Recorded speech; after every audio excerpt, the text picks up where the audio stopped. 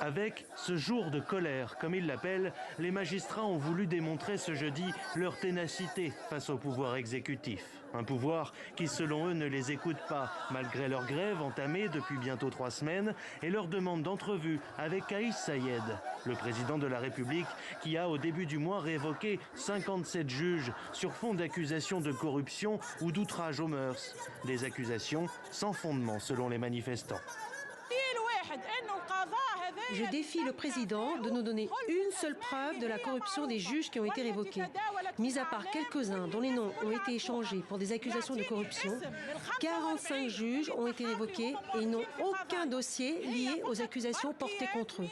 Il n'y a que des rapports de sécurité sans fondement. Alors que les tribunaux fonctionnent au ralenti, les magistrats renvoient la responsabilité du blocage au président Saied. Pour beaucoup, la décision du chef de l'État tunisien est vécue comme une humiliation, une manière de les écarter afin de les remplacer par des fidèles du président. Parmi les juges révoqués, plusieurs ont entamé une grève de la faim ce mercredi.